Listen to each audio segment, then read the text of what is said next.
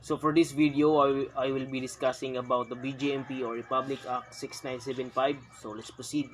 On January 2, 1991, the Bureau of Jail Management and Penology was created through Republic Act 6975 as a line bureau under the Department of Interior and Local Government. The Jail Bureau is an upgraded version of its forerunner, the Office of Justice Management and Penology of the defunct PC or INP, last headed by the Brigadier General Arsenio E. Concepcion. As mandated by law, the BGMP shall operate under the reorganized Department of the Interior and Local Government. Starting from scratch with 500 personnel in 1991, the BGMP went from its mother PC or INP as a mere component to become a full-fledged bureau. Director Charles S. Mondihar took his oath of office on July 1 of 1991 as the first chief of the bureau. The Bureau of Jail Management and Penology supervises and controls all districts, city, and municipal jails. Republic Act 9263, March 10, 2004, an act providing for the professionalization of the Bureau of Fire Protection or BFP and the Bureau of Jail Management and Penology or BJMP, amending certain provisions of Republic Act No. 6975, providing funds thereof and for other purposes, be it enacted by the Senate and House of Representatives of the Philippine Congress assembled. Section 1, title, This Act shall be known as the Bureau of Fire Protection and Bureau of Jail Management and Penology Professionalization Act of 2004. Section 2, Declaration of Policy and Principles. It is declared policy of the state to maintain peace and order, protect life, liberty, and property, and promote the general welfare essential for the enjoyment by all the people of the blessing of democracy. Article 2, Section 5 of the Philippine Constitution. Moreover, it recognizes the responsibility of states to strengthen government capability aimed towards the strengthening of the delivery of basic service to the citizenry through the institutionalization of highly efficient and competent fire and jail services. It is provided for under Republic Act No. 6975, otherwise known as the Department of the Interior and Local Government Act 1990, that the task of fire protection and jail management and penology shall be responsibility of the Bureau of Fire Protection or BFP and the Bureau of Jail Management and Penology or BGMP respectively. So Section 3, Organization and Key Positions of the BFP and the BJMP. The BFP and the BJMP shall be respectively headed by a chief who shall be assisted by two deputy chiefs, one for administration and one for operations, all of whom shall be appointed by the President upon recommendation of the Secretary of the DILG from among the qualified officers with at least the rank of Senior Superintendent in the service. Section 4, Professionalization and Upgrading of Qualification Standard in the Appointment of Uniformed Personnel to the BFP and the BGMP. No person shall be appointed as uniformed personnel of the BFP and the BGMP unless he or she possess the following minimum qualifications. Letter A, a citizen of the Republic of the Philippines, a person of good moral character, must have passed the psychiatric or psychological, drug, and physical tests for the purpose of determining his or her physical and mental health, must possess a baccalaureate degree from recognized institution of learning. E, must possess the appropriate civil service eligibility. Next is must not have been dishonorably discharged of dismissal for cause from previous employment, must not have been convicted by final judgment of an offense or crime involving moral turpitude, must be at least 1 meter and 62 centimeters in height for male and 1 meter or 50 7 centimeters for female, provided that a waiver for height and age requirement shall be automatically granted to applicants belonging to the cultural communities and must weigh not more or less than 5 kilometers from the standard weight corresponding to his or her height, age, and sex. So, Section 5. Appointment of uniformed personnel to the BFP and BGMP. The appointment of the BFP and the BGMP shall be effected in the following manners. So, letter A. Fire or jail officer 1 to senior fire or jail officer 4, appointed by the respective regional director for fire protection and regional director for jail management and penology, to the regional office uniform personnel or by the respective chief of the fire bureau of chief of the jail bureau for the national headquarters office uniform personnel and attested by the Civil Service Commission or CAC. So next is letter B. Fire or jail inspector to fire or jail superintendent, appointed by the super or respective chief of the fire bureau and chief of the jail bureau as recommended by their immediate superiors and attested by the Civil Service Commission or CSC. Next is fire or jail senior superintendent, appointed by the secretary of the DILG upon recommendation of the respective chief of the fire bureau and chief of the jail bureau with the proper attestation of CC or Civil Service Commission. And letter D. Fire or jail chief superintendent or to fire or jail director, appointed by the president upon recommendation of the secretary of the DILG with the proper endorsement by the chairman of the CAC. So let's proceed to the section 6. Lateral entry of officer into the BFP and the BGMP.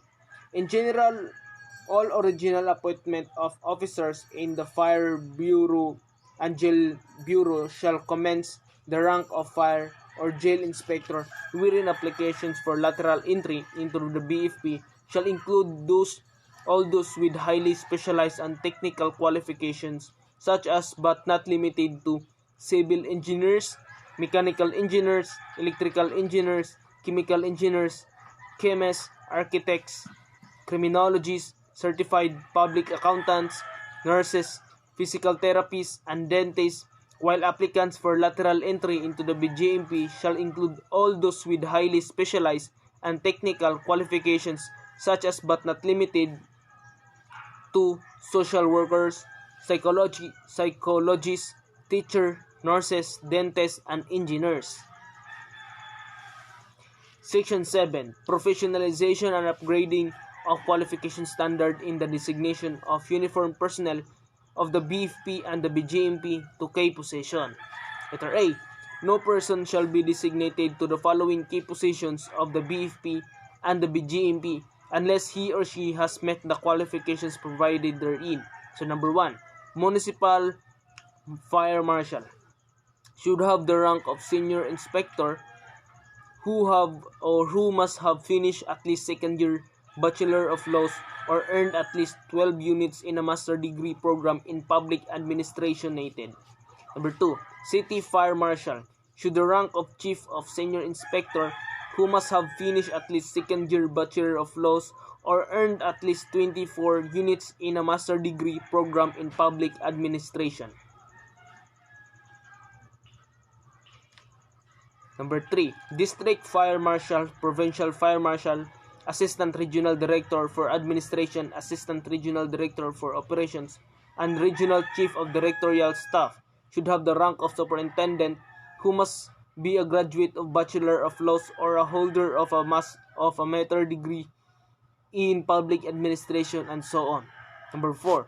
District Fire Marshal for the National Capital Region, Regional Director for Fire Protection, and Director of the Directorate of the National Headquarters Office should have at least the rank of Senior Superintendent who must be a graduate of Bachelor of Laws or a holder of Master Degree in Public Administration, and so on. Number 5. Deputy Chief for Administration of the Fire Bureau, Deputy Chief for Operations of the Fire Bureau, and Chief Directorial Staff of the Fire Bureau should have the rank of Superintendent, who must be member of the Philippine Bar or a holder of Master Degree in Public Administration and Management. Number 6. Chief of the Fire Bureau should have the rank of Director, who must be a member of the Philippine Bar or a holder of Master's Degree in Public Administration, Management, Engineering, Public Safety. Section 8. Professionalization and Qualifications Upgrading Program. The DILG shall design and establish a professionalization and qualifications upgrading program for uniformed personnel of the BFP and the BGMP in the coordination with the CSC and the Commission on Higher Education or CHED, though of an campus education program or other similar programs within 90 days from the effective of this act. Section 9. Attrition system for the uniformed personnel of the BFP and the BGMP. There shall be established a system of attrition for the uniformed personnel of the BFP and the BGMP with 1 year from the effectivity of this act be submitted by said bureaus to the DILG for approval. Section 10. Promotion system for the uniformed personnel of the BFP and the BGMP. Within 6 months after the effectivity of this act, the DILG shall establish a system of promotion for the uniformed personnel of the BFP and the BGMP. Section 10. Performance Evaluation System. There shall be established a performance evaluation system which shall be administered with accordance with the rules, regulations, and standards and a code of conduct for the uniformed personnel of the BFP and the BGMP to be promulgated by the Fire Bureau and the Jail Bureau through the DILG. Section 12. Standardization of the base pay, retirement, and other benefits of the uniformed personnel of the BFP and the BGMP.